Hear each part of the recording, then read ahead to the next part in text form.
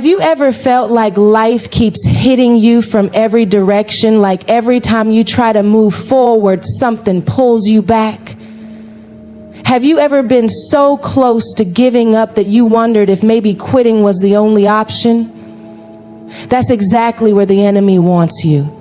He wants you tired. He wants you frustrated. He wants you convinced that the struggle is proof that you're not meant to keep going. But I came to tell you today, God has a different word for you. The pressure isn't proof that you're failing.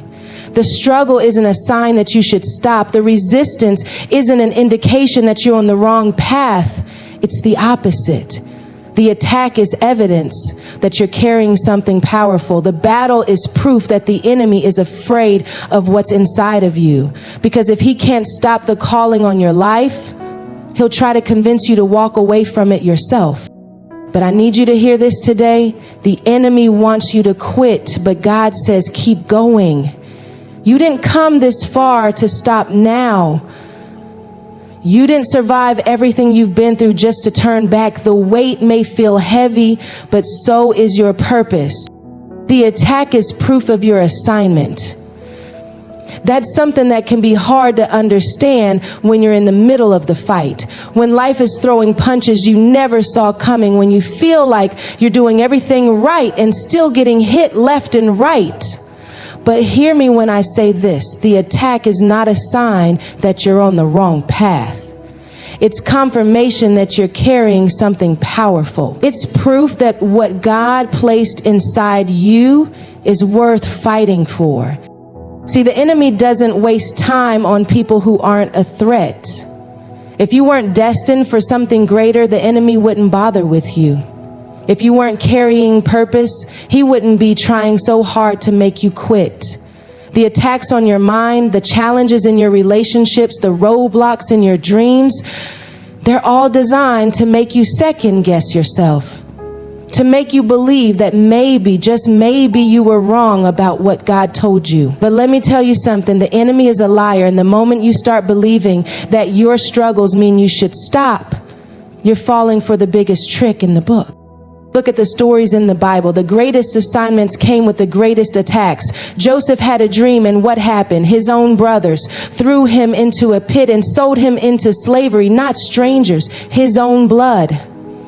David was anointed to be king, but before he ever touched the throne, he had to run for his life from Saul, who saw his potential and tried to kill him. Jesus himself, perfect, sinless, full of love, was betrayed, beaten, and crucified. And yet, in every single one of those situations, what the enemy meant for harm, God used for purpose. Joseph went from the pit to the palace. David went from the cave to the crown. Jesus went from the cross to the resurrection. So if you feel like you're in a pit right now, if you feel like you're running from attacks, if you feel like you're carrying a cross heavier than you can bear, understand that this is not the end of your story. The enemy is fighting you because he sees what's ahead of you. He sees the doors God is about to open, the people you're about to impact, the generational curses you're about to break. And he knows that if you keep going, if you refuse to back down, if you stand firm in your faith, there is nothing he can do to stop what God has already set in motion. That's why the pressure feels so intense. That's why the warfare feels relentless, because you are stepping into something greater, and greater assignments attract greater attacks.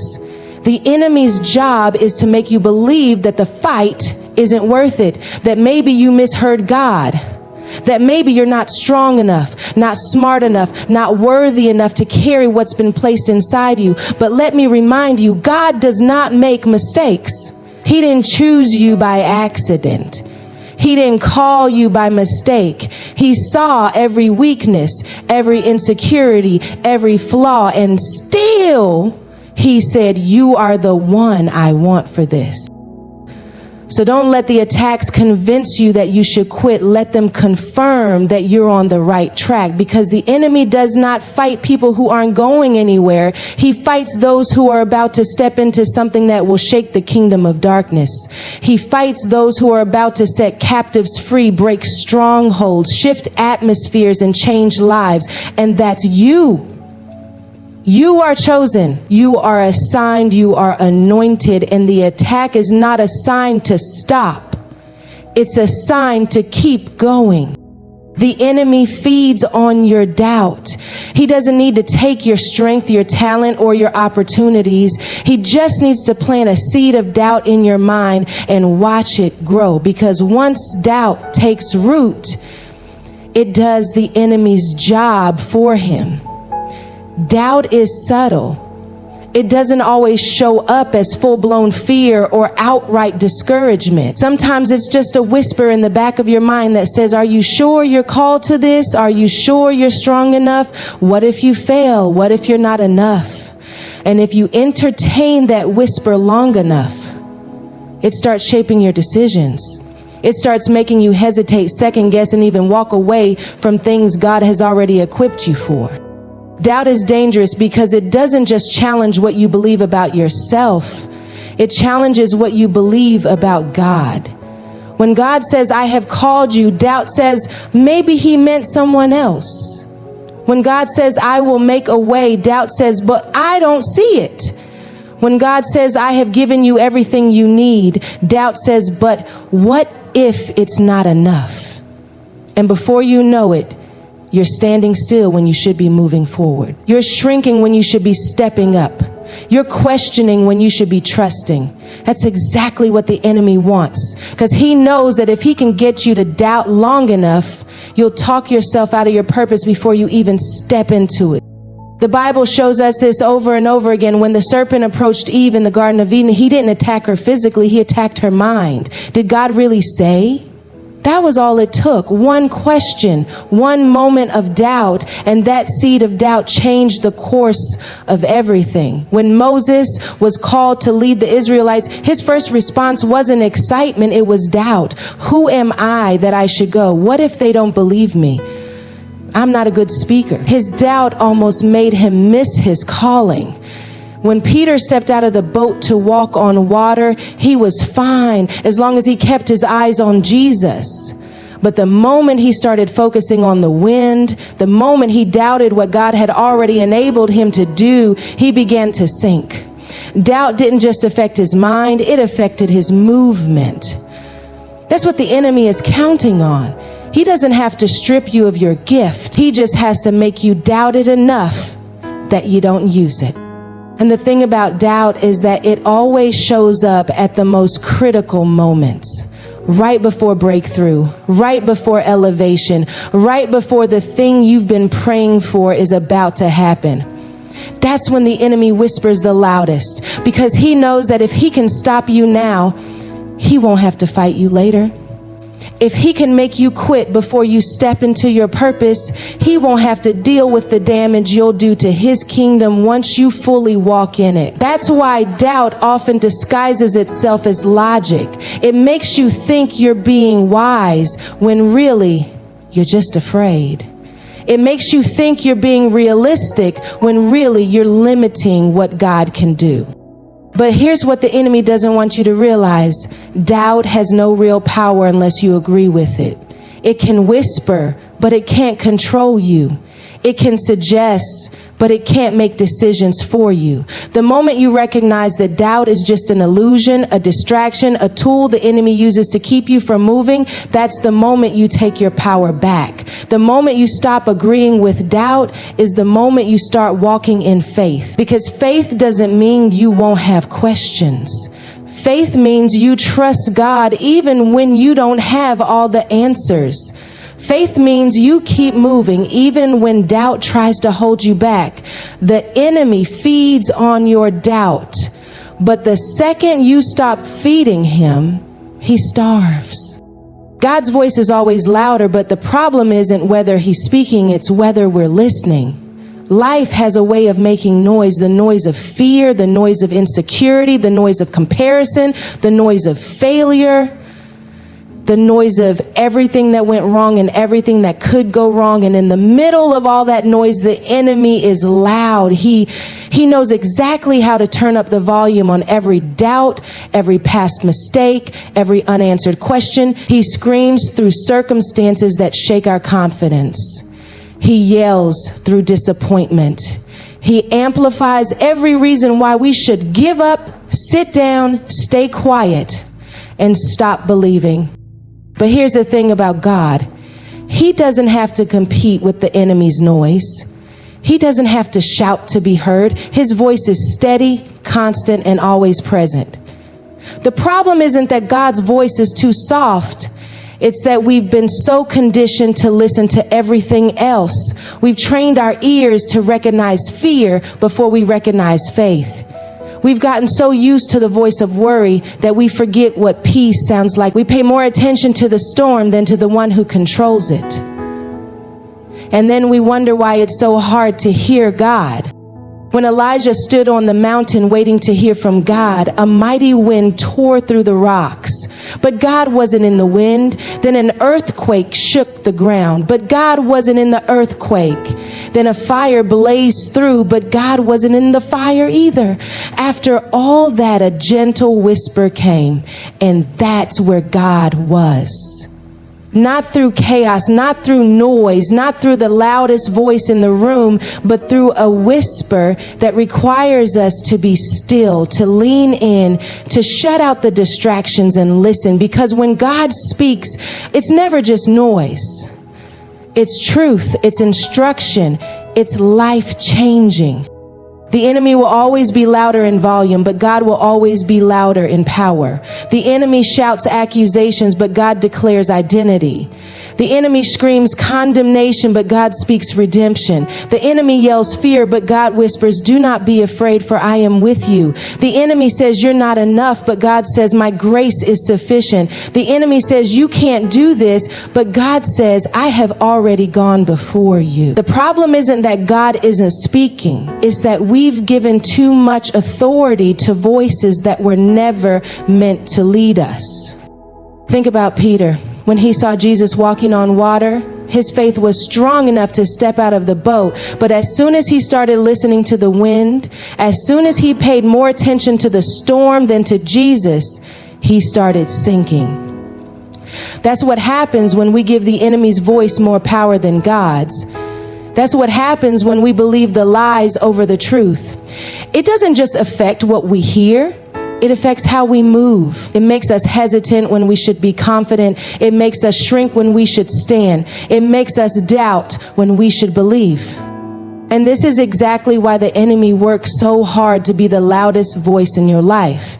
Because he knows that when you really hear God, when you drown out the distractions and recognize the truth of who you are, you become unstoppable. You stop living in fear.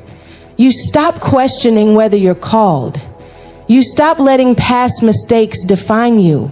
You stop shrinking under the weight of other people's opinions. Because once you hear God clearly, once his voice becomes your anchor, the noise loses its power. The enemy can scream all he wants, but when God has spoken, that's the final word. The pressure is proof of your strength. If you weren't strong enough to carry the calling, you wouldn't feel the weight of it. The very fact that you're experiencing resistance, that you feel the weight pressing down on you, that you're facing moments where you wonder if you can keep going, it all points to the reality that God has placed something inside of you worth fighting for. Pressure doesn't show up in empty places. It only comes where there is something valuable, something powerful, something capable of making an impact. The enemy wants you to believe that pressure means you're about to break, but God is showing you that pressure is how you're being built. Diamonds don't form without pressure. Oil doesn't flow without crushing. Gold isn't purified without fire. Every single thing that carries great value has to go through a process that tests its endurance, that refines its quality, that proves its strength.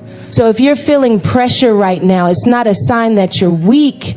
It's evidence that you're being refined, strengthened, and prepared for what's ahead.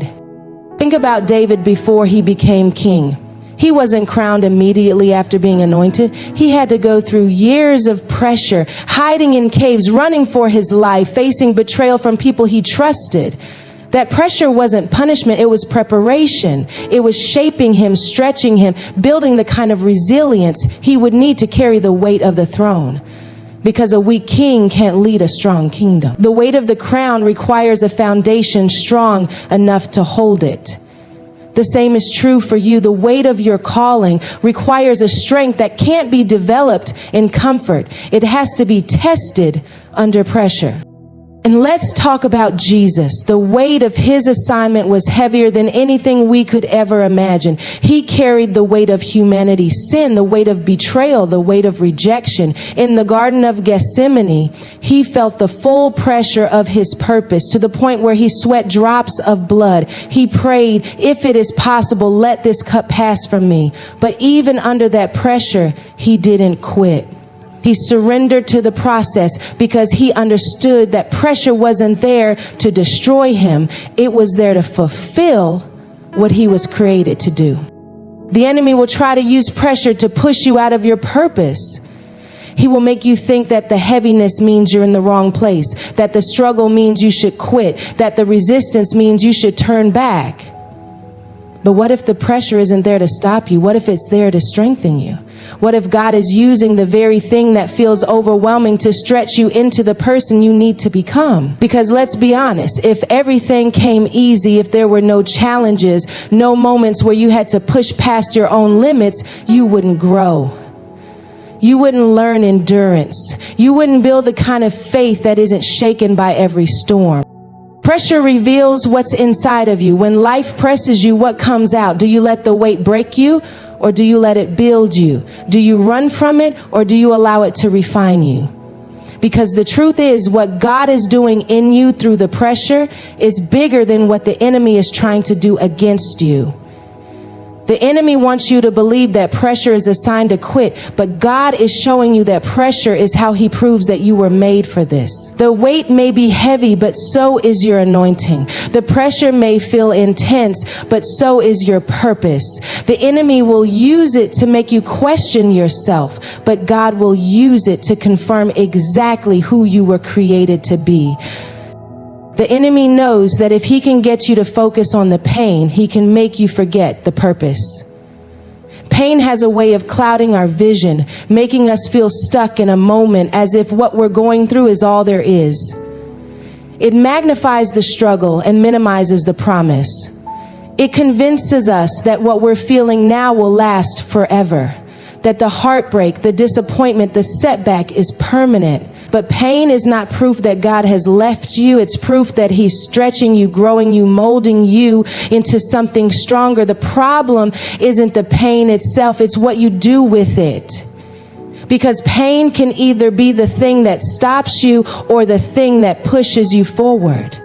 The enemy wants you to get lost in the pain, to keep replaying what hurt you, to keep revisiting what broke you, to keep dwelling on what didn't work out. Because the more you focus on the pain, the less you focus on God. The more you hold on to the wound, the harder it is to reach for the healing. And if the enemy can keep you trapped in a cycle of pain, he can keep you from walking in purpose.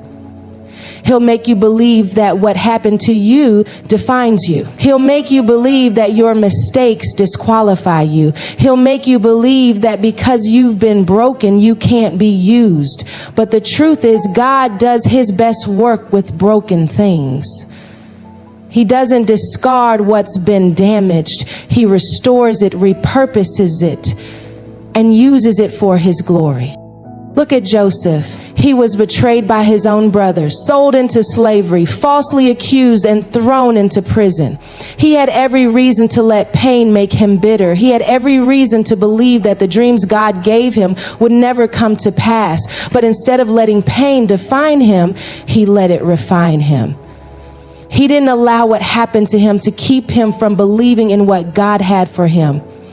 And because he didn't get stuck in the pain, he stepped into his purpose. He went from the pit to the palace, from being betrayed to being elevated. Not because the journey was easy, but because he refused to let pain be the end of his story.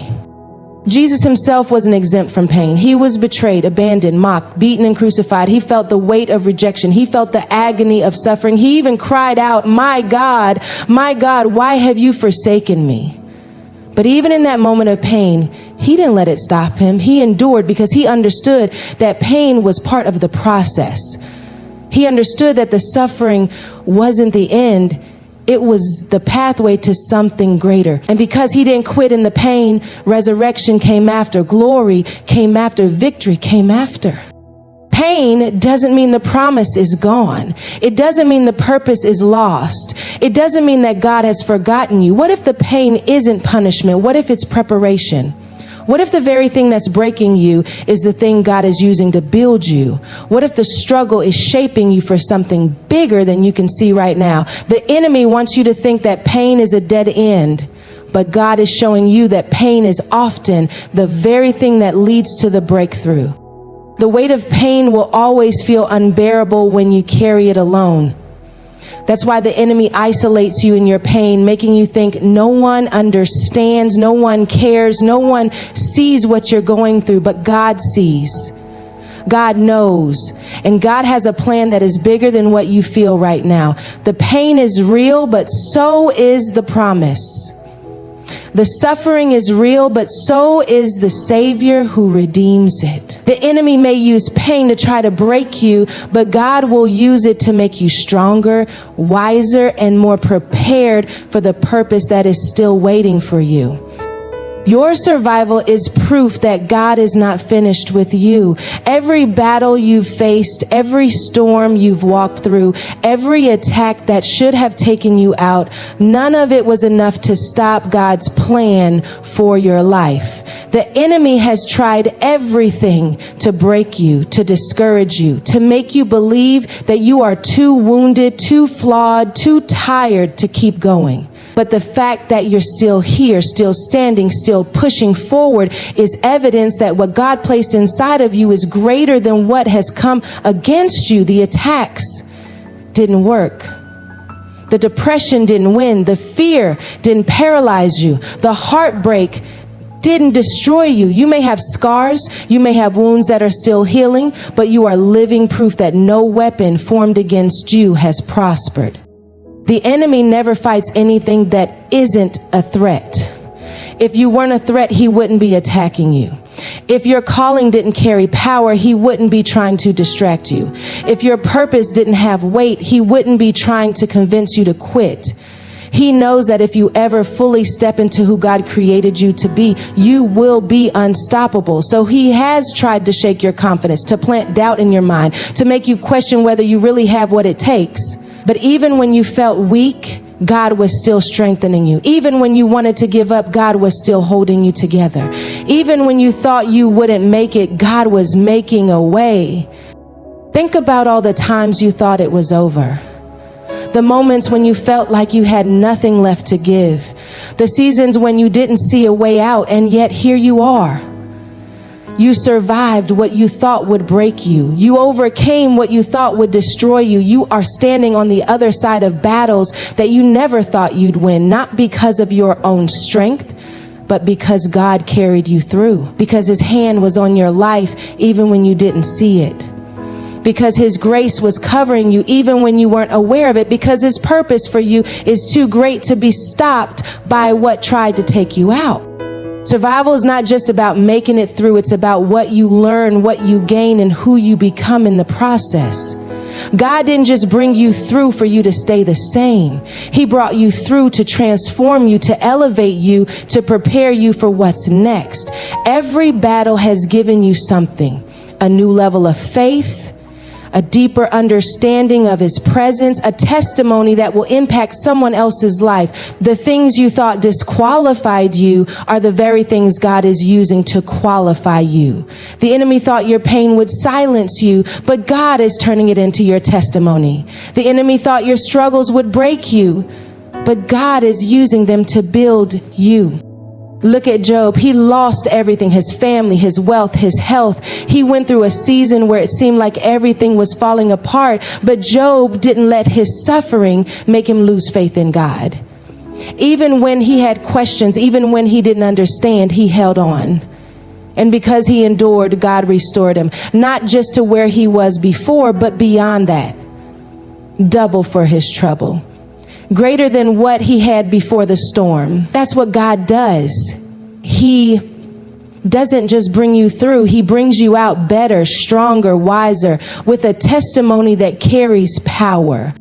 And let's not forget Paul, beaten, imprisoned, shipwrecked, and still he never stopped pressing forward.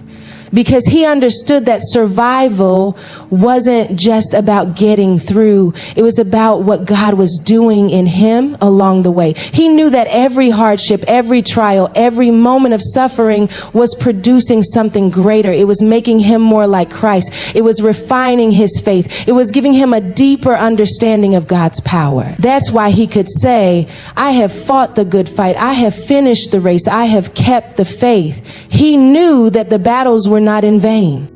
So if you're still here, it's because it's still work to be done. If you're still breathing, it's because God's plan for you is still unfolding. Everything you've survived has positioned you for what's next. Every battle has equipped you with strength you didn't know you had. Every tear you've cried has watered the ground for your next harvest. The enemy wanted you to believe that survival was the end goal, but God is showing you that survival was just the beginning. The fact that you made it through means that your testimony is about to change lives. What tried to break you is about to be the very thing that God uses to build you into who you were always meant to be.